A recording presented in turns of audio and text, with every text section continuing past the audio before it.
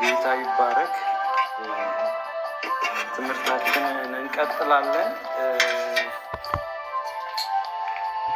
ካቆምንበት እንቀጥላለን። የመጨረሻው ዘመን ነው እያየን ያለ ነው። በእውነት እኔ እየተጠቀምኩ ነው በዚህ ትምህርት። ጌታ ይባረክ።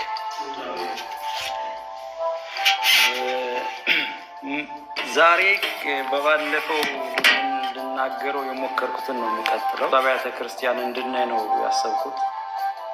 አጭር ጸሎት እንጸልይ። እግዚአብሔር አምላካችን እናመሰግንሃለን። ክብር ምስጋና ለአንተ ይሁን። ይህንን ጊዜ ደግሞ ባርክልን። አስተማሪው መንፈስ ቅዱስ አስተምረን፣ በምሕረትህ በጸጋህ አግኘን። ክብር ላንተ ይሁን። በጌታ በኢየሱስ ክርስቶስ ስም ጊዜውን ላንተ ሰጠን። አሜን። እግዚአብሔር ይባረክ።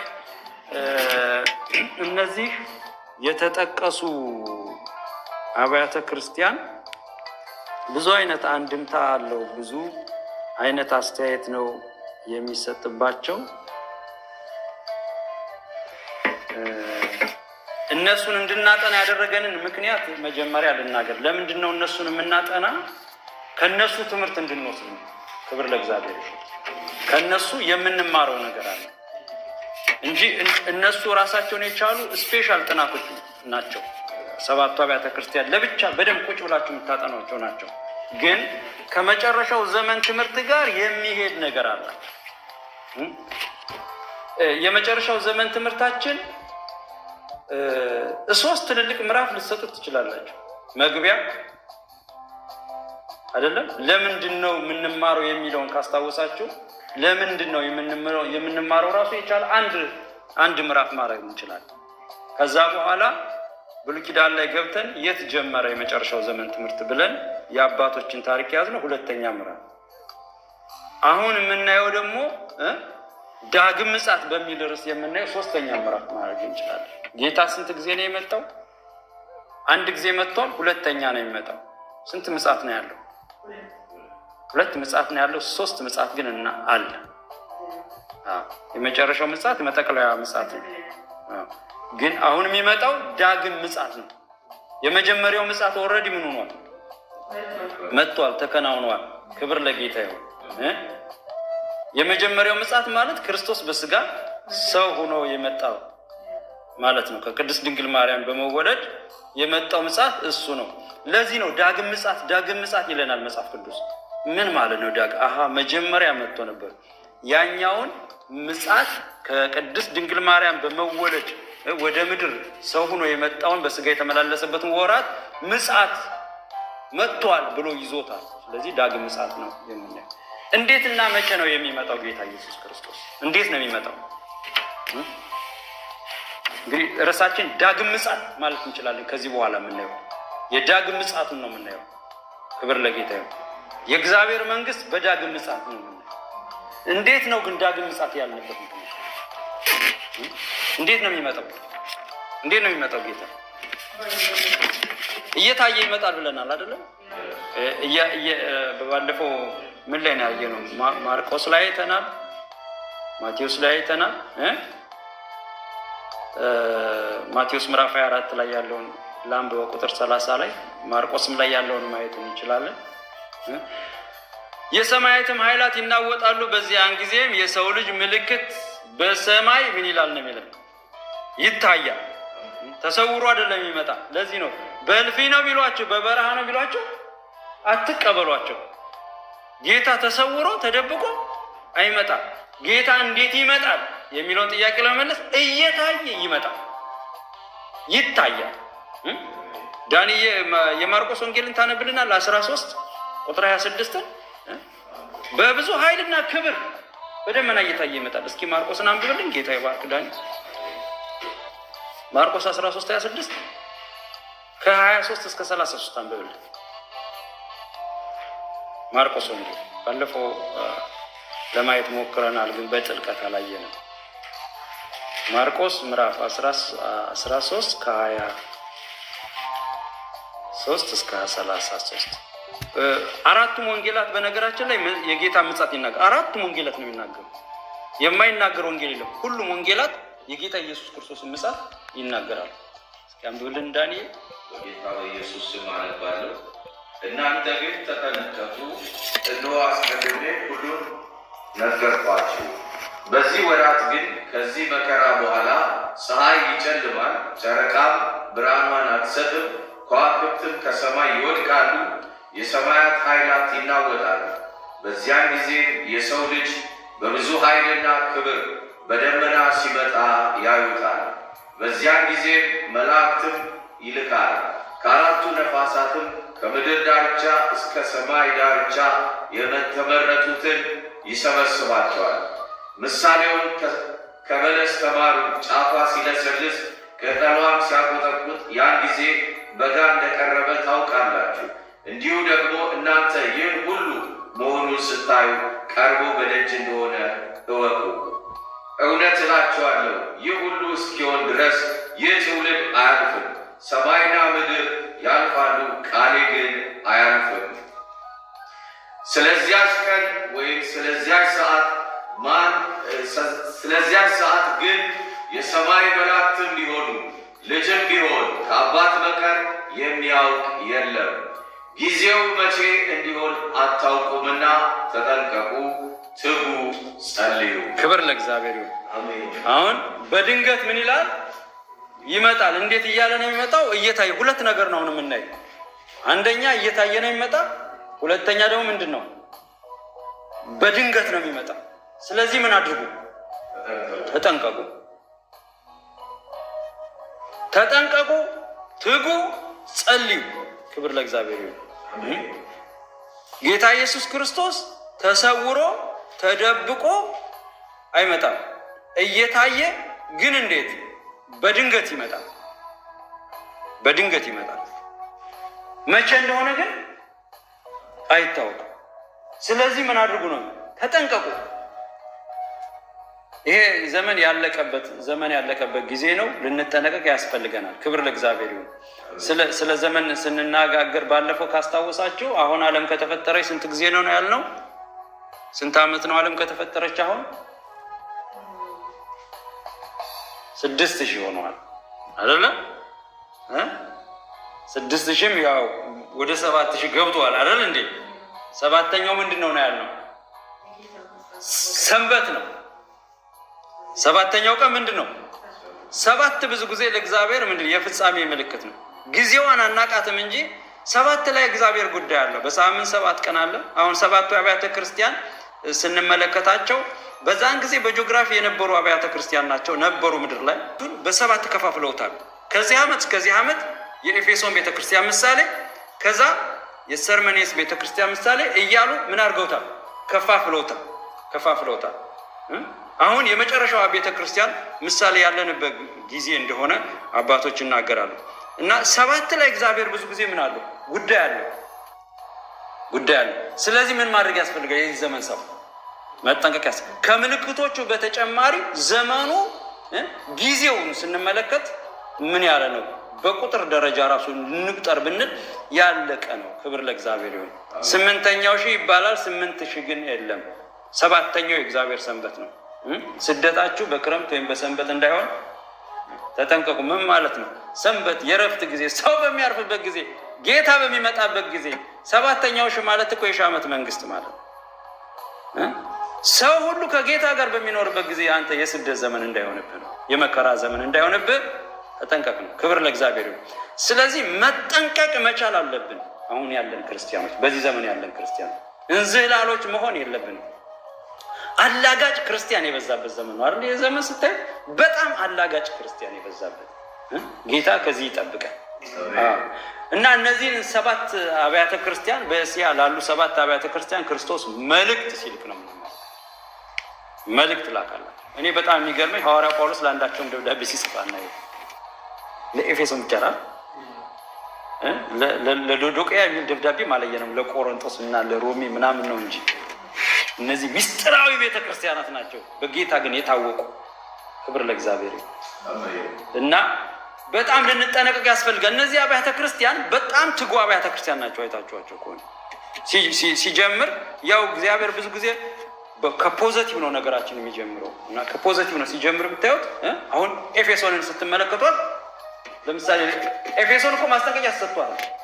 አልተሰጣትም? ተሰጥቷታል። ሲጀምር ምን ብሎ ነው? በኤፌሶን ወዳለው ወደ ቤተ ክርስቲያን መልአክ እንዲህ ብለህ ጻፍ፣ በቀኝ እጁ 7ቱን ከዋክብት የያዘው በ7ቱም የወርቅ መቅረዞች መካከል የሚሄደው እንዲህ ይላል። ምን ይላል? ምን ይላል? ምን ይላል? አንብቡት እስቲ። ትሰራለህ፣ ትደክማለህ፣ ትለፋለህ፣ ታውቆልሃል። ያለን የወንጌል ድካም አይቻለሁ፣ ስራህንና ድካምህን አውቃለሁ። በጣም የምትደክም ቤተክርስቲያን ናት የኤፌሶን ቤተክርስቲያን። ለወንጌል ስራ ትጉ ናቸው።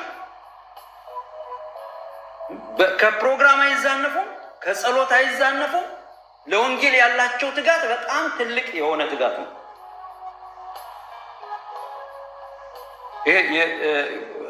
በሴንቸሪ በአመታት ሲለኩት የመጀመሪያዋ ሴንቸሪ ቤተክርስቲያን ይሏታል ኤፌሶን ቤተክርስቲያን። ግን በጂኦግራፊ ነበረች፣ እዚህ ቱርክ ላይ የነበር ቱርክ አካባቢ የነበረች ቤተክርስቲያን ነው። አመቷን ግን በነ ጳውሎስ ዘመን የነበረችው ቤተክርስቲያን፣ ፍቅሯ ትልቅ የነበረ ቤተክርስቲያን ይሏታል። በጣም የምትተጋ የጳውሎስን አገልግሎት ስታዩት እንዴት ይተጋ እንደነበር እና ስራህን፣ ድካምህን፣ ትዕግስትን አውቃለሁ። ክፉዎች ልትታገስ እንዳትችል እንዲሁ ሳይሆን ሐዋርያንን የሚሉትን መርምረህ ሐሰተኞች ሆነው እንዳገኛቸው አውቃለሁ። የመገለጽ ስጦታ ያላት ነው።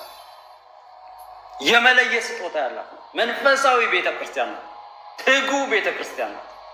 ስራ ላይ ምንም ጉድለት የለባት። አውቃለሁ፣ ታውቋል፣ ይሄ ሽልማት አለ ይልና ግን የምነቅፍብህ ነገር አለኝ። አደገኛ የሆነ ነገር ግን ጥለሃል፣ ትተሃል፣ ረስተሃል። እኔ እንደው ለዚህኛው ዘመን ነው የምለው ኤፌሶን ቤተክርስቲያን። እነዚህ የመጽሐፍ ቅዱስ አዋቂዎች ዘመኑ ወደኋላ ቢያሩ በእኛ ዘመን ያለችው ቤተክርስቲያን፣ አንዳንድ ቤተክርስቲያን ትጋቱ፣ ኮንፈረንሱ፣ ክሩሳይዱ፣ የሙዚቃው መሳሪያ አምልኮ ራሱ ከለርፉል ነው። እንትን ብቻ አይደለም፣ ኪቦርድ ምናምን ብቻ አይደለም፣ ላይት ያለው ምን ያለው አለባበሱ፣ ጋዋኑ፣ በቃ ሴሬሞኒው በጣም ልዩ ነው፣ ልዩ ነው። ግን ቦክስ አለበት፣ ጡጫ አለበት፣ ጸብ አለበት፣ ክርክር አለበት፣ ሙግት አለበት። የሆነ ነገር ግን ኢምፖርታንት ነገር ምን አድርገው ጥለዋል። የምነቅፍብህ ነገር ግን አለኝ። ስራ ብቻ ነህ፣ ድካም ብቻ ነህ፣ መካኒካል ብቻ ነህ፣ ስፒሪቹዋል አይደለህም። ስፒሪቹዋል አይደለህም። ጉልበት ብቻ ነው። ብዙ መኪናዎች አሉ፣ ብዙ ህንፃዎች አሉ፣ ብዙ ሩጫ አለ፣ ብዙ ስምሪት አለ። ኢኮኖሚ ትልቅ ነው። ገንዘብ አለ፣ እውቀት አለ፣ ቴዎሎጂ ተምረሃል። የሚያስፈልጉ ማቴሪያሎች ሁሉ አሉ ለቸርች። አሁን በዚህ ዘመን ስታዩ አቤት ሲያምር ቸርቹ! አያምርም? አቤት ቢልዲንጉ፣ አቤት ህንፃው፣ አቤት ፑልፒቱ ደስ ሲል፣ ወንበሩ የጸዳ፣ የኪቦርዱ የጸዳ፣ አለባበሱ በጣም ቆንጆ፣ ሁሉ ነገር ምንም የሚነቀፍ ነገር የለም። ከገቨርመንት ጋር ያለው ቤተ ክርስቲያን ሁሉ ሰው እንዳይስት መስቀል ተደርጎበት በምልክት ተጽፎ በአድራሻ፣ አንዳንድ ደግሞ ሰርቪስ አዘጋጅተው በጣም ነው ትጋቱ። አገር አቋራጭ ሄደው ክሮስ ካልቸራል ሌላ አገር ሄደው እስላም ሀገር ሄደው ጀለብያ ለብሰው ክርስቲያን ወንጌልን እየሰበኩ አቤት ድካም፣ አቤት ልፋት፣ ጎሽ! ግን አንድ ነገር ጥልሃል፣ ሰብስታንስ ጥልሃል። ምን ጥልሃል? የቀደመውን ፍቅርን ጥልሃል። ባለፈው ብያቸዋለሁ። ኤፌሶን ቤተክርስቲያን መልእክት ሲጻፍላት ጳውሎስ ሲጽፍላት አንድ እንከን ያልነበራት ቤተክርስቲያን፣ ሁሉም በምክንያት ሲጻፍላቸው፣ ለኤፌሶን ግን ሙገሳ ብቻ ነው። ኤፌሶን ስታጣ ሙገሳ ብቻ ነው እና እምነቷና ፍቅሯ ትልቅ የነበረው እዚህ ጋር ግን ጥላ ተገኘች። ዋና ነገር ጥላለች፣ አስፈላጊ ነገር ጥላለች፣ ጠቃሚ ነገር ጥላለች። እግዚአብሔር ጠቃሚ ነገር ከመጣል ያውጣል። ዘመን አልቋል። ጠቃሚውን ነገር አትጣሉ። ሩጫ ብቻ አይደለም፣ ሩጫ ብቻ አይደለም፣ ከመሮጥ ማንጋጠጥ ይላሉ አባቶች። እስኪ አንዳንድ ጊዜ እናንጋጥ። የት ላይ ነው ያለ ነው? ከወዴት እንደወደቅ ካወቅ አንዳንድ ጊዜ ወድቀሃል፣ መውደቅን አታውቅም። ጥላል መጣልን አታውቅም። አያችሁ፣ ወዴት ነው ያለ ነው? እኛ ወዴት ነው ያለች የኤፌሶን ቤተክርስቲያን? ጌታ በድንገት ሊመጣ ነው እየተባለ ጊዜውን አታቆም እየተባለ ሩጫዋ ለጌታ ከሆነ አስፈላጊውን ነገር መጣል አልነበረባትም፣ ግን ጥላለች። ይህንን መልክ በዩቲዩብም ስለምናስተላልፈው የሚሰሙን የጣሉትን ፍቅር ያንሱ። ክብር ለእግዚአብሔር። ሩጫ ብቻ አይደለም፣ ክሩሳይድ ብቻ አይደለም፣ ጊታር መደርደር ብቻ አይደለም፣ አጋንንት የማያስወጣ ጊታር፣ መናፍስት የማያስለቅ ኪቦርድ ምን ያደርጋል? ምን ያደርጋል? ይሰራልናል? አይሰራልንም? ሐምራዊ ብንለብስ ምን ብንል ምን ይጠቅመናል? የቀደመውን ፍቅር ምን ካል ከጣል እግዚአብሔር አምላክ ይርዳን። ፍቅር በጣም ትልቅ ነገር ነው። በመጨረሻው ዘመን በጣም ቅዱሳን ሊጠነቀቁለት ልንጠነቀቅለት የሚገባ እኔን ጨምሮ የፍቅር ነገር በጣም ኢምፖርታንት ነው። የሩጫ ነገር ብቻ አይደለም፣ የትጋት ነገር ብቻ አይደለም፣ የልፋት ነገር፣ የጉልበት ስራ አይደለም። ቤተክርስቲያን የጉልበት ስራ ነው እንዴ? አይደለም። በጉልበት እኮ አይደለም የምንሰራው፣ በፍቅር ነው የምንሰራው። ጌታ ይባረክ። አዎ ፍቅር ደግሞ ባህሪያት አሉት። አያችሁ። እና ኤፌሶንን ቤተክርስቲያን ነገሯን ሁሉ ያሳደፈባት አንድ ነገር ነው። የቀደመውን ፍቅሯ ምን አድርጋ ጥላ። ጌታ ይርዳን። ፍቅርን ከመጣል እግዚአብሔር ይርዳን። ባለፈው ነግሬያቸዋለሁ። አንደኛ ቆሮንቶስን የጻፈው ጳውሎስ ምዕራፍ 12 ላይ ስለ ጸጋ አገልግሎት፣ ስለ ብልቶች አገልግሎት ይልና ልክ ሲጨርስ ግን የሚበልጠውን መንገድ ደግሞ ያሳያል። ምዕራፍ 12 በጣም የሚገርም ምን ሊናገር ነው ስንል እስኪ አንደኛ ቆሮንቶስን እንመልከተው። ስለ ትጋት ያን ሁሉ ስለ ጸጋ አገልግሎት ከተናገረ በኋላ ስለ ብልት ከተናገረ በኋላ ያው እንደተነጋገር ነው የመልእክቶችም ሲጻፉ መጽሐፍ ቅዱስም ሲጻፍ ምዕራፍና ቁጥር አልነበረው። ምዕራፍ 12 ከምዕራፍ 11 ጋርና 13 ጋር የተያያዘ ነው። ምዕራፍ 12 ስትመለከቱ ቁጥር 1 ላይ ስለ መንፈሳዊ ነገር ወንድሞች ሆይ ታውቁ ዘንድ እወዳለሁ፣ የምፈልገው ነገር መንፈሳዊ ነገር እንድታውቁ ነው ብሎ ስለ አገልግሎት፣ ስለ አካላት፣ ስለ ብልቶች ስለሚሰጥ ጸጋ አገልግሎት ጥልቅ ስለሆኑ ጥበባት ነው የሚናገር። አስተውላችሁ። የጸጋ ስጦታ ልዩ ልዩ ነው፣ መንፈስ ግን አንድ ነው። አገልግሎት ልዩ ልዩ ነው፣ ጌታ አንድ ነው እያለ ቁጥር 4 ላይ ከዛ በኋላ አንዳንዱ ጥበብ ይናገራል፣ አንዳንዱ ደግሞ የእውቀት ቃል ይናገራል፣ መናፍስትን ይለያል፣ መናፍስትን ያስወጣል እያለ በጣም ብዙ ስለ ብልት ስለ አካል ካስረዳ በኋላ ይህን ትምህርት ከሰጣቸው በኋላ በጣም ነው የሚገርመኝ፣ በጣም ይገርመኛል። ቁጥር 30 ላይ ጀምሬ ላንብበው። ሁሉስ የመፈወስ ስጦታ አላቸውን? ሁሉስ በልሳን ይናገራሉን? ሁሉስ ይተረጉማሉን? ነገር ግን የሚበልጠውን የጸጋ ስጦታ በብርቱ ፈልጉ። ደግሞም ካለ በኋላ ከሁሉ የሚበልጥ መንገድ አሳያችኋለሁ። ክብር ለእግዚአብሔር ይሁን። ከሁሉ የሚበልጥ መንገድ አሳያችሁ። ከጸጋ ሁሉ የሚበልጥ መንገድ አሳያችኋል። ለህይወት ጋራንት የሆነ ነገር አሳያችኋል። እግዚአብሔር የሚወደውን ነገር ምን እላችኋለሁ? አሳያችኋል። ክብር ለእግዚአብሔር ይሁን። ስለ ጸጋ የምንጋፋ የምንጣላ የምንቃትት የምንጸልይ ምሽግ የምንገባ ሰዎች የቀደመው ወይም ደግሞ ዋናው ነገር ምንድን ነው? ፍቅር ነው። የሚበልጠው መንገድ ምንድን ነው? ፍቅር ነው። ደግሞ መንገድ ብሎታል አይደል? መንገድ እኮ ነው ያለው። የሚገርም እኮ ወዴት የሚያስሄድ መንገድ ነው? ወደ ክርስቶስ የሚያስሄድ ወደ እግዚአብሔር መንግስት የሚወስድ መንገድ እሱን ይላል። ምን እልሃለሁ? እነግራችኋለሁ። ከዚህ በኋላ የምነግራችሁ የሚበልጠውን መንገድ ነው። ፍቅር ከጸጋ ስጦታ ይበልጣል። ፍቅር ልሳን ከመናገር፣ ፍቅር ትንቢት ከመናገር፣ ፍቅር የፈውስ አገልግሎት ከማገልገል፣ ፍቅር ተራራ የሚያፈልስ እምነት ከመኖር ይበልጣል። ቀጥሎ እሱን ነው የሚያስረዳ። በሰዎችና በመላእክት ልሳን ብንናገር ፍቅር ግን ከሌለን የሚጮህ ናስ። የሚበልጠው መንገድ። ክብር ለእግዚአብሔር። ዘመን አልቋል ወገኖች፣ ዘመን እያለቀ ነው። የቀደመውን ነገር አንጣል። ጸጋ ሳይሆን ፍቅር ነው የሚያስነጥቅ። እሱ መንገዱ ፍቅር ነው። ክብር ለእግዚአብሔር። የላይኛው ደጅ መግቢያ ምንድን ነው? ፍቅር ነው። እግዚአብሔር ፍቅር ነው። እሱም እኛ ምንድንሆን ነው የሚፈልግ? ፍቅር እንድንሆን ነው። ልሳን ተናጋሪዎች እንድንሆን አይደለም። ልሳን ተናጋሪዎች ምንድን ነው የሚለው? እንደሚንጨዋጨው ምንድን ነው የሚለው? ናስ። ይሄ የቤተ ክርስቲያን ማገልገያ መሳሪያ ማለት ወይም ደግሞ ምን እንበለው? እንደ ኪቦርድ ማለት እኮ ነው። ወይም እንደ ጊታር ማለት ነው። እግዚአብሔር ጊታር ከመሆን ይጠብቃል። አድማቂ፣ አጨብጫቢ፣ አሸብሻቢ ግን እማንነጠቅ ኪቦርዱ ይነጠቅ ይሆን? አይነ ፍቅር የለውማ። እግዚአብሔር አምላክ ይርዳ። ዘመን አልቋል፣ መሽቷል ካልን የፍቅር ሰዎች ነው መሆን ያለብን። የኤፌሶን ቤተ ክርስቲያን የፈርስት ሴንቸሪ ምሳሌ ልትሆን ትችላለች። ግን ወደዚህ ስናመጣ ደግሞ አሁን ጊታር በጊታር ሆነናል። ኪቦርድ በኪቦርድ ሆነናል። ክሩሳይድ በክሩሳይድ ሆነናል። ሩጫ በሩጫ ሆነናል። ናስ ብቻ ሆነናል። ጸናጽል ብቻ ሆነናል። እግዚአብሔር ከዚህ ያውጣል። ተደብድቦ ከሚጣል ከበሮ እግዚአብሔር ያውጣል። ከበሮ እንደበድበዋለን። ከዛስ መንግስተ ሰማይ ይዘነው እንገባለን። እዛ ሌላ ከበሮ ነው ያለው። ጌታ ይባረክ። በጣም ስፔሻል ከበሮ አለ።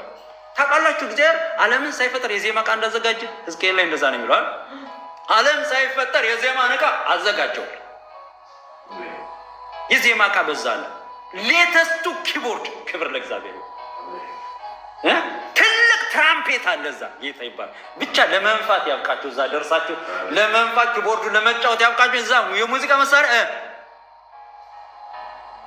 ጌታ ይባል። ኦሪጂናሉ መሳሪያ እዛ አለ። እግዚአብሔር ዓለም ሳይፈጠር ዜማ ይወዳል ጌታ። ታውቃላችሁ ዜማ እኮ ጌታ በጣም ነው የሚወድ። ግን ዜማው በፍቅር ትንቢትን መናገር ፈልጉ ተብለናል። ግን ትንቢቱ በፍቅር በልሳን መናገርን አትተው አለ። ግን ልሳኑ በፍቅር እንዴ! ፍቅር ከሌለውስ አንተ ናስ ነህ። ናስ እዛኛው መንግስት አይገባም፣ አይወርስም። ከናስ የበለጠ ብዙ ነገር አለ። ሳይንቲስቶች እነዚህ አስትሮሎጂዎች ወደ ላይ ያሉ የሚሄዱ ከዋክብትን የሚፈትሹ አሉ። እዛ የከበረ ድንጋይ ለማግኘት ነው አሉ። ከዚህ ከምድር የተሻለ ብዙ የከበረ ድንጋዮች አሉ። እዛ ኮከብ የሆነ ሐይቅ ላይ ወደቀ ከተባለ የዓለም ሳይንቲስቶች ይረባረባሉ። ምን አይነት ድንጋይ ይሆን? ያ ከሰማይ የሚመጡ ድንጋዮች በጣም የከበሩ ናቸው። ክብር ለእግዚአብሔር። አንዳንዶቹ ምድር ላይ የሌሉ በጣም ውድ ድንጋዮች ኢየሩሳሌም የተሰራችበትን ድንጋዮች አይታችኋል? እነ ሰምፔር የሚያብለጨልጩ ወርቆች። ይቺ ውብ ከተማ ክብር ለእግዚአብሔር ይሁን። ልንገባባት የተዘጋጀች ከተማ ምን ያስፈልጋታል? መንገዷ ምንድን ነው? ፍቅር ነው። ሌላ ምንም አገልግሎት ሌላ ነው። ጸጋ ስጦታ ሌላ ነው። እግዚአብሔር አምላክ ይርዳን። ቅዱሳን ወገኖቼ በዚህ ዘመን ምን ትጸልያለህ ብንባል ጌታ የፈውስ አገልግሎት እንዲሰጠኝ እንጸልይ። እነዚህ እጆች ጌታ ሆይ መናፍስት ያስጮህ ብለን ነው የምንጸልየው አይደለም? እግዚአብሔር የፍቅር ሰዎች አድርገን። ፍቅር ከጸጋ ስጦታ ምን ይላል? ይበልጣል። ፍቅርን ስትመለከቱት ፍቅር እኮ ነው ኢየሱስን ወደ ምድር ያመጣው፣ እንዲሞት ያደረገው፣ ሰው እንዲሆን ያደረገው። ፍቅር በእግዚአብሔር መንግስት ውስጥ ትልቅ ቁልፍ ነገር ነው። ትልቅ ቦታ ልንሰጠው የሚገባ ግን የተጣለ የተረሳ ነገር። የምትተጋውን ኤፌሶንን ፍቅር ከአገልግሎት ምን ይላል እያላት ነው? ይበልጣል። ፍቅር ግሬተር ዛን አገልግሎት እያላት ነው። ሰርቪስ ከምትሰጡና ከምትደክሙ የምን ሰዎች ሁኑ? የፍቅር ሰዎች ሁኑ። ክብር ለጌታ። የፍቅር ልጆች አድርገን እግዚአብሔር በፍቅር ይሙላን። ወገኖች ጥላቻን ከህይወታችን ማስወጣት አለብን። ጥላቻ ጥላሸት ነው። ጥላቻ ይዘን መንግስተ ሰማይ መግባት አንችልም። የሚዋደዱ ሰዎች ናቸው ወደ እግዚአብሔር መንግስት የሚገቡ። የሚጣሉ ሰዎች እንዴት ወደ እግዚአብሔር መንግስት ይገባሉ? እየተጨቃጨቁ እንዴት ወደ እግዚአብሔር መንግስት ይገባሉ? እየተካሰሱ እንዴት ወደ እግዚአብሔር መንግስት ይገባሉ? ከሳሽ ዲያብሎስ ሆኖ እያለ እኛ እርስ በርሳችን እየተካሰስ እየተጣላን መንግስተ ሰማይ እንገባለን? አንገባ። ፍቅርን ስትመለከቱት ፍቅር እኮ የደቀ መዝሙር ባህሪ ነው። እውነት ውሸት? ፍቅር የደቀ መዝሙር ባህሪ ነው። እስኪ ዮሐንስ ወንጌል ምዕራፍ 13ን ዳኒ ያወጣልንና 34 እና 35 ያነብልናል። 34 እና 35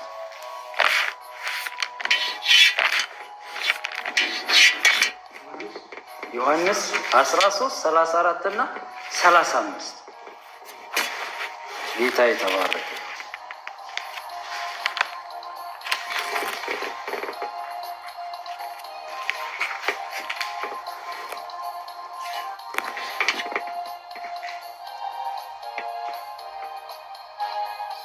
በጌታ በኢየሱስ ስም አነባለሁ። እርስ በርሳችሁ ትዋደዱ ዘንድ እንደወደድኳችሁ እናንተ ደግሞ እርስ በርሳችሁ ትዋደዱ ዘንድ አዲስን ትእዛዝ እሰጣችኋለሁ። ምን አይነት ትእዛዝ? አዲስ ትእዛዝ ነው እንዴ? ፍቅር አዲስ ትእዛዝ ነው? ጌታ ይባርክ ዳኒ። ምን አይነት ትእዛዝ? ፍቅር አዲስ ትእዛዝ ነው እንዴ? አዲስ ትእዛዝ ነው? ይህን ንግግር አስባችሁታል? ፍቅር አዲስ ትእዛዝ ነው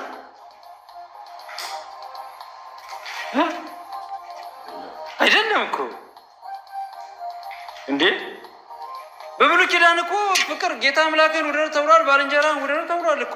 አዲስ ትእዛዝ እኮ አይደለም። ግን ጌታ ምን አለው? አዲስ ነው ይሄ ትእዛዝ።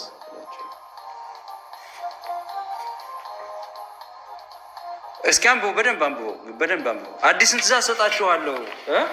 እስኪ እርስ በርሳችሁ ትዋደዱ ዘንድ እንደወደድኳችሁ እናንተ ደግሞ እርስ በርሳችሁ ትዋደዱ ዘንድ አዲስን ትእዛዝ እሰጣችኋለሁ። ምን እንዳልኳችሁ ነው የሚለው? እንደወደድኳችሁ። አዲስ የሚያደርገው ክርስቶስ እንደወደደን ነው የምንዋደድ። በብሉይ ኪዳን ባልንጀራህን እንደራስህ ውደድ ሲሆን፣ በአዲስ ኪዳን ግን ባልንጀራህን ክርስቶስ እንደወደደ ውደድ ነው። ከባድ ነው እኮ። አዲስ የሚያደርገው ፍቅራችን ክርስቶስ ለኛ ያደረገውን እንዳደረኩላችሁ ነው የሚለው። አዲስነቱ ፍቅርማ የድሮ የነበረ ነው። የአዲስ ኪዳኑ ፍቅር ግን ምንድን ነው? አዲስ ነው። እንዴት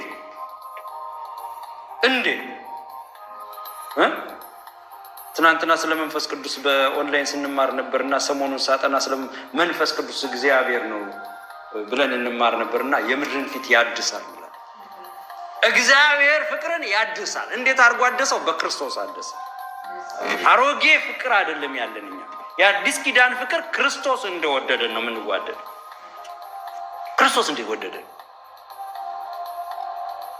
ክርስቶስ እንዴት ነው የወደደን? የክርስትና ፍቅር እንደ ብሉይ ኪዳን ፍቅር አይደለም።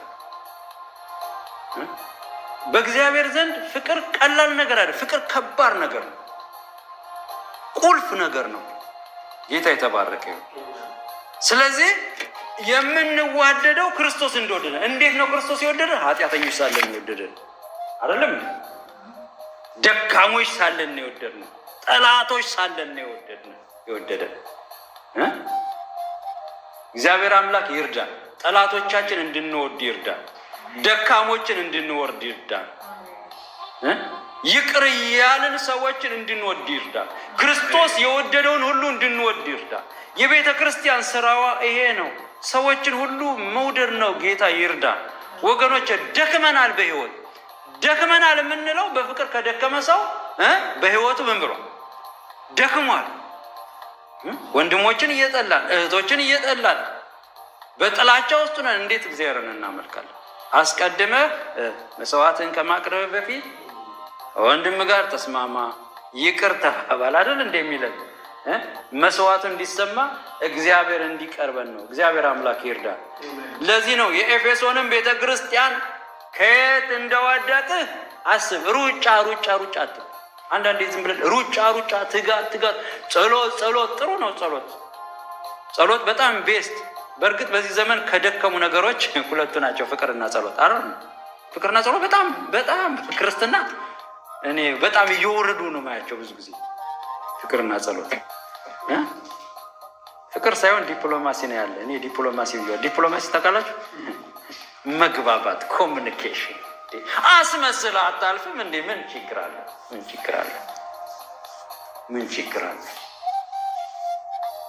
ሪፊውጂ ካምፕ እያለው አንድ ትንሽ ልጅ የኢትዮጵያዊ መጣና አንተ እኮ እዚህ ግቢ ውስጥ ጓደኛ ሊኖርህ አይችልም ማለት ስለው ሊኖርህ አይችልም፣ ስቀህ አታልፍም፣ እውነት እየተናገር ትጣላለህ አለኝ። ምክንያቱም እንደዚህ ነው እየነገርኳል። ልክ አይደለም እላለሁ፣ ግን ወዳችኋለሁ፣ እኔ አልጣላችሁም፣ ግን ልክ አይደለም። ሰው ልክ አይደለም ስትሉት ሊጣላችሁ ይችላል። እናንተ ውስጥ ግን ጥላቻ መኖር የለበትም። ክብር ለእግዚአብሔር ይሁን። ቤተ ክርስቲያን ውስጥም ዲፕሎማሲ ነው ያለው። አሁን መግባባት፣ አፕሮች። እንደዚህ ብለህ አታልፈውም እንዴ? በሆነ በሲስተም እዚህ ውስጥ ግን ሌላ ነገር እያለ ማለት ነው። ጌታ ይርዳን። ፍቅር ክርስቶስ እንደወደደን መዋደድ እንጂ መግባባት አይደለም። መግባባት ነው እንዴ? መግባባት ነው። ቸርች ውስጥ አሁን መግባባት ነው ያለው። አባባሌ ግልጽ ነው። መግባባት ነው ያለው። ጊዜ የሚጠብቅ ፍቅር ነው ያለው። ስሙ የተባረከ ይሁን። ወገኖቼ ዲፕሎማሲ ከሆነ ፍቅር እንውጣ፣ ከዝም ብሎ መግባባት እንውጣ። እግዚአብሔር የራሱ መመዘኛ አለው የሚያይ። ስለ ኃጢአት የሆነ ጊዜ ሳጠና ኃጢአት ሞት ይሁኑ አገኘሁት። ኃጢአት ድርጊት ብቻ ሳይሆን ምንድን ነው ሞቲቭ ማለት ምንድን ነው? በአማርኛ ምንድን ነው የምንለው? ሞቲቭ ስሜት ነው አይደለ?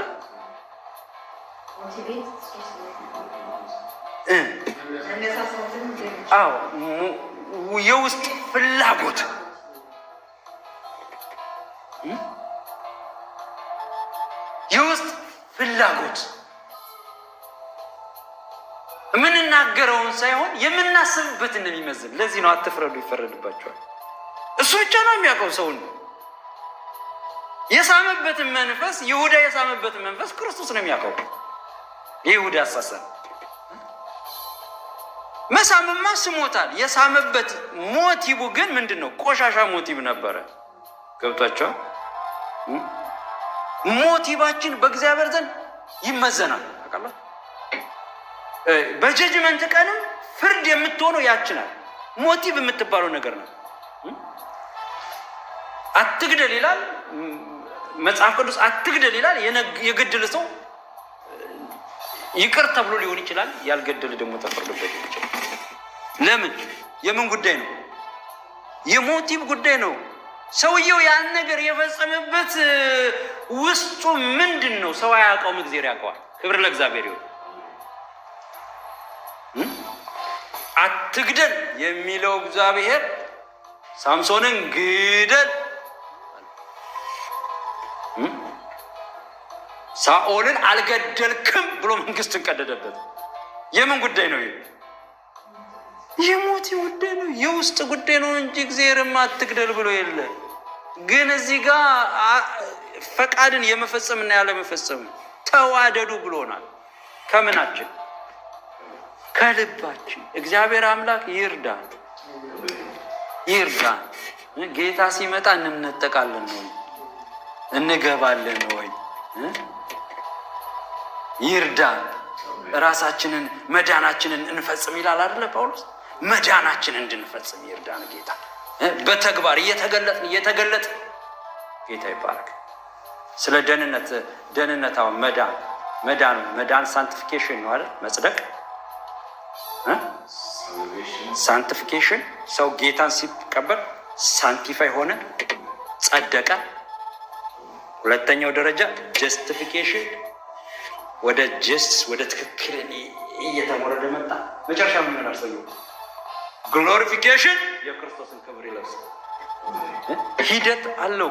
ሰውየው በመስቀል ላይ ያለ ከኢየሱስ ጋር አምንሃለሁ ሲለው ከኔ ጋር በመንግስቴ ትሆናለህ። ሳንቲፋይ፣ ጸደቀ፣ ዳነ። ከዛ ክርስቲያን ምን ያስፈልገዋል? ወደ ጀስቲፊኬሽን ይሄዳል። ትክክል ወደ መሆን መሄዳል። ክብር ለእግዚአብሔር ይርዳን። አሜን ይርዳን። አሜን ይርዳን። ወደዛ ወደ እሱን እስክንመስል አይደል እንለወጣለን የሚለው። እሱን መምሰል ያ ግሎሪፊኬሽን ነው። በኦርቶዶክሶች ብቋን ይሉታል። ስለ ብቋን ስጠይቋቸው የገዳም ሰዎች ትንኝ እዚህ ላይ ብታርፍበት ያቃጥላል ይላሉ። እነሱ በስጋ ስለሚያስቡት ማለት ሰውየው ምን ሆኗል? ግሎሪፋይ፣ ብቁ ሆኗል።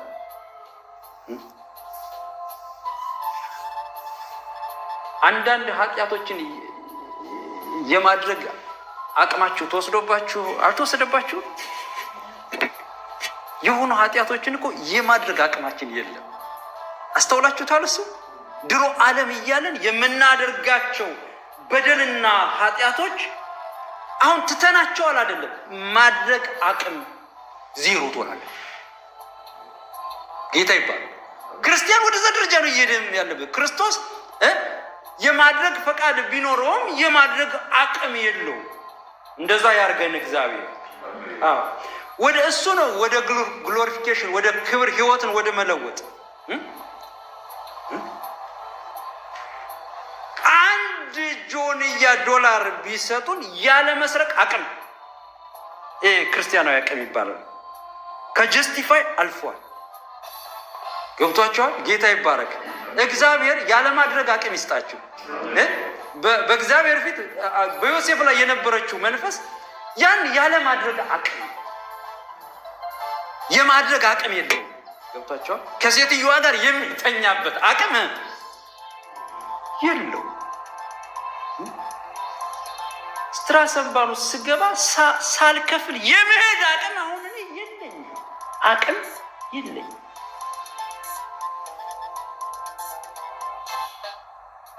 አቅሙ ያላቸው ሰዎች ደግሞ ያስደንቁኛል። እንዴት አስቻለው? በዛኛው ጥግ ያሉ ሰዎች ሳይከፍሉ በመሄዳቸው ሁለታችንም እንግዲህ የተለያየ ሃይማኖት ይሆናል የምንሄደው። ያኛው ከዛኛው ቸርች፣ እኔ የዚህኛው ቸርች ይሆናል የምንሄደው። ያኛው ሳይከፍል ስለሄደ ራሱ ኩራት ሲሰማው እኔ እኮ አክቲቭ ነኝ ጎበዝ ነኝ ሲል በዛኛው ጥግ ሆኖ ይደንቀኛለን። እንዴት ቻለው? እግዚአብሔር አምላክ ይርዳል። የምናገረው ነገር ግልጽ ነው። እግዚአብሔር የመጥላት አቅም ያሳጣቸው። ሰውን የመጥላት አቅም እንዴት ቻለ? መጥላት እንዴት ቻለ? ያኛው ከፍታ ነው ጌታ እየፈለገው ያለ እና ኤፌሶን ስትወርድ ድሮ የመጥላት አቅም አልነበረም እና ይደነቅባል ነበር። አሁን ግን ጥላው የመጥላትም የመጣላትም አቅም ገብቶባት አገኘና ሄደው ያለ አንሽ ቤተ ክርስቲያን እኮ ሰውን የመጥላት አቅም የላትም። የመውደድ አቅም ነው ያለው። ስለዚህ ክብር ለእግዚአብሔር ይሁን። ጉልበት ነው ይሄ፣ መንፈሳዊ ጉልበት ነው። በነገራችን ላይ የመኃልየ ጸሐፊ ብዙ ውሃ ፍቅርን ሊያጠፋት አይችልም።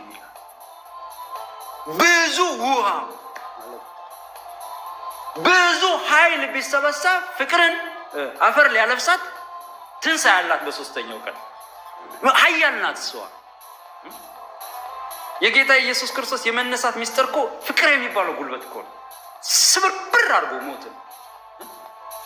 እንደ ፍቅር ጉልበታም የለም፣ ስሙ ይባላል። ስለዚህ የቀደመውን ፍቅራችሁን አትጣሉ፣ እናንሳው። በቀደመው ፍቅራችን እንኑር። በመጨረሻው ዘመን ደግሞ ከተባሉ ምልክቶች አንዱ ፍቅር ትቀዘቅዛለች ነው ያለው። እግዚአብሔር ሞቅ ያለ ፍቅር ይስጠን፣ ሰውን መውደድ ይስጠን። በጥላቻ ካለን ማን ከማጋ ጎረቤት እንደሆን ማወቅ ነው ያለብን።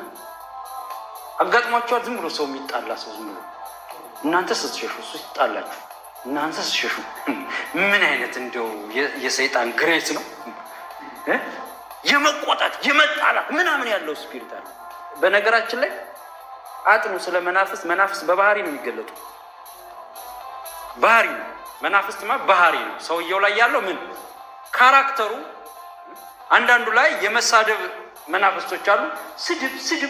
ስድብ ነው የሚለው። አንዳንዱ ላይ ደግሞ የማማት መናፍስት አሉ። ሐሜት ነው በቃ። አንዳንዱ ደግሞ ዝም ብሎ የሚዋሽ ሰው አጋጥሟቸው ዝም ሁልጊዜ ውሸት የሚዋሽ ሰው በቃ ካልዋሽ ደስ አይለው። መናፍስት ነው በባህሪ ነው የሚገለጡ። እኛ ጋር ያለው ክርስቶስ ፍቅር ነው። ክርስቶስን በባህሪው ይገለጣል እኛ ላይ። ጴጥሮስ የታወቀው በፍቅር ነው። ገረዲቱም ሆኑ በርዷቸው የሚሞቁ ሰዎች ጴጥሮስን ያወቁበት ምንም የሰጣቸው መታወቂያ የለም። ጴጥሮስ ፍቅር ነው። ብርድ ነው እሳቱን ይተውላቸው ነበር። ጠጋ በሉና ሙቁ ይላቸው ነበር። አይደ እናንተ መቀመጫውን ብድግ ብሎም ያስቀምጣቸው ነበር። አንዳንዶቹን ሳያባብል አይቀርም፣ አይዟችሁ ምናምን ሳይል አይቀርም። ወይም ደግሞ እዛ እየበሉ ከሆነ ቆርሶ ሳይሰጥ አይቀርም። ጴጥሮስ ታየበት። ብታየው ይችገራል። ይህም ባህሪው ሊተው አልቻለም። ይደጋግማል ሌሊቱን ሙሉ። እንዴ አንተ ሰውዬ እንዴት ነው ከዚህ ሰው ጋር ነበርክ? እንዲ ያሉ ኧረ አሁን ሰይጣን መጣ። ጌታ የተናገረው ሰይጣን አሁን መጣ። እያችሁ እግዚአብሔር አምላክ ይርዳ ወገኖቼ። ዘመን አልቋል። ጊዜው መሽቷል። የሚሰሙን አገልጋዮች፣ የሚሮጡ አገልጋዮች የጣሉትን ፍቅር ምን ያድርጉ? ያንሱ። እንደ ኤፌሶን ቤተክርስቲያን ክሩሳይድ አይደለም የሚጠቅመን፣ ሩጫ አይደለም። ሚሽነሪ መሆን ሚሽነሪ መላክ ሳይሆን የሚጠቅም መንጋውን መያዝ ነው። ጌታ ይባረክ። መውደድ ነው፣ ማፍቀር ነው፣ በፍቅር መዘመር ነው። አብሮ ስንዘምር መዝሙራችን አይደለም የሚፈለገው ምንድን ነው? ፍቅራችን ነው። ጌታ ይባረክ። መዋደዳችን ነው። እሱ ደግሞ በረከትን ያዛል። መግቢያችን ላይ ትዝ ካላችሁ ጊዜው ሲቀርብ እያያችሁ መሰባሰባችሁን አትተው። እያችሁ ሰማይን እኮ ያናወጠ እኮ የመጣው በልብ አንድነት በፍቅር የነበሩ ሰዎች ናቸው። በልብ አንድነት በፍቅር የነበሩ ሰዎች ሐዋርያት ሥራ ምዕራፍ 2 እኛ ላለንበት የመንፈስ ቅዱስ መውረድና ለቤተ ክርስቲያን ምስረታ ምሳሌ የሆኑ እነሱ ናቸው። ስለዚህ ወገኖች በፍቅር እንመላለስ። ፍቅር ከጸጋ ስጦታ ምን ይላል? ይበልጣል። ፍቅር ከአገልግሎት ምን ይላል? ይበልጣል። ፍቅር ከሌለን ወደ እግዚአብሔር መንግሥት ልንገባ አንችልም። በውሃ ጥምቀት መጠመቅ ብቻ ቸርች መምጣት ብቻ ሊያድነን አይችልም። መውጣቱንማ ከግብፅ ባርነት እኮ 600,000 እግረኛ ወጥቷል አይደል? ትውልድ ግን መንገድ ላይ ቀርቷል። መንገድ ላይ ከመቅረት እግዚአብሔር ያውጣል። በፍቅር ሆነን ተያይዘን ተስማምተን ይቅር ተባብለን ወደ እግዚአብሔር መንግሥት እንድንገባ እግዚአብሔር አምላክ ይርዳል። ካለዛ ምን እልብሃለሁ ነው ያለው? እመጣብሃለሁ። ለካ ለቤተ ክርስቲያን ይመጣላታል ሳይሆን ሊመጣብንም ይችላል። ጌታ ይምጣልን አይምጣብን፣ የሚመጣልን እንጂ የሚመጣብን አይሆንም። ጌታ ይባረክ። ስለዚህ የቀደመውን ፍቅር ምን እናድርግ? የመጨረሻው ዘመን ቅዱሳን፣ የመጨረሻው ዘመን ክርስቲያኖች ልንዘጋጅበት የሚበልጠው በአገልግሎት በመስገብገብ ሳይሆን ምን በማድረግ ነው? በመዋደድ ነው። ክብር ለጌታ ይሁን። እግዚአብሔር አምላክ ይርዳ። ጸልየን እንጨርሳለን። ጌታ ኢየሱስ ይባርካችሁ። የሚቀጥለው ሳምንት የምትቀጥለውን ቤተ ክርስቲያንና የገጠማትን ነገር አይተን ከዛ እንማራለን። ከዚህኛው ዛሬ የተማርነው ነገር በፍቅር መኖር ነው። አጭር ጸሎት ጸልየን እንጨርስ። ጌታ ይባርክ። እግዚአብሔር አምላካችን እናመሰግናለን ስለረዳሃን፣ ስላገዝከን። ቃል የሚሰሙ ሁሉ ጌታ ሆይ ወደ ጣሉት ፍቅር እንዲመለሱ እንጸልያለን። ፍቅርን እንዲያነሱ፣ ፍቅር ከአገልግሎት እንደሚበልጥ አስበን ምጽአትህን ስንጠብቅ ጌታ እግዚአብሔር ሆይ ተጋፍተን ከምናገለግለው ተጣልተን ከምናገለው አገልግሎት ይልቅ በፍቅር አገልግሎትን ወንድሜ ከኔ ይሻላል ብለን እንድንተው ጌታ እግዚአብሔር እንድትረዳን በኢየሱስ ስም እንጸልያለን። በጸጋ ከመጋፋት በጸጋ የኔ ይበልጣል የሱ ይበልጣል ከማለት ጌታ እግዚአብሔር ሆይ ከነብይነት ፍቅር ይበልጣል፣ ከልሳን ፍቅር ይበልጣል፣ ከእምነት ፍቅር ይበልጣል። ጌታ እግዚአብሔር ሆይ ገንዘብን ሕይወትን ከመስጠት ሁሉ ጌታ እግዚአብሔር ሆይ ፍቅር ይበልጣልና ዛሬ በፍቅር እንድንታደስ ሕይወታችን እንድትለውጥ ፍቅር እንድንሸጥ ክርስቲያን እንድንሸጥ ክርስቶስ በወደደን ፍቅር እንድንዋደድ አቅም እንድትሆነን እንጸልያለን። ዘመን አልቋል፣ ዘመን መሽቷል። ጌታ እግዚአብሔር ሆይ ስንጣላ እንዳትመጣብን ስንዋደድ እንድትመጣልን እንጸልያለን። አቤቱ ቅዱስ አባት እግዚአብሔር ሆይ ቅዱሳን ሁሉ እርዳ፣ እናመሰግናለን። እኔም የተናገርኩትን ባሪያህን እንድታግዘኝ በኢየሱስ ክርስቶስ ስም በፍቅር መኖር እንድችል የፍቅር አቅም እንድሰጠኝ የፍቅር አቅም እንድሰጠን እንጸልያለን። በቤት ውስጥ መዋደድ በውጭ መዋደድ እንዲሆንልን እርዳ። ስለሰማህን እናመሰግናለን። ክብር ላንተ ይሁን በጌታ በኢየሱስ ስም አሜን። ጌታ ኢየሱስ ይባርካችሁ። አሜን። ተባረኩ።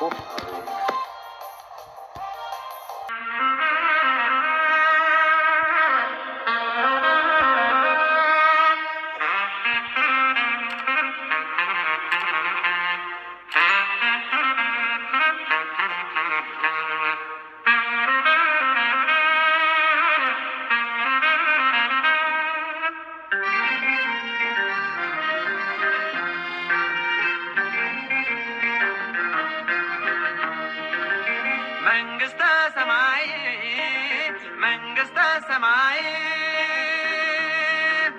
ከሞት ወዲያ ለኛ መጠለያ ከሞት ወዲያ ለኛ መጠለያ ከሞት ወዲያ ለኛ መጠለያ ከሞት ወዲያ ለኛ መጠለያ ከአምላክ ጋራ እንደገና ከአምላክ ጋራ ከሞት ወዲያ ለኛ መጠለያ ከሞት ወዲያ ለኛ መጠለያ ከሞት ወዲያ ለኛ መጠለያ ከሞት ወዲያ ለኛ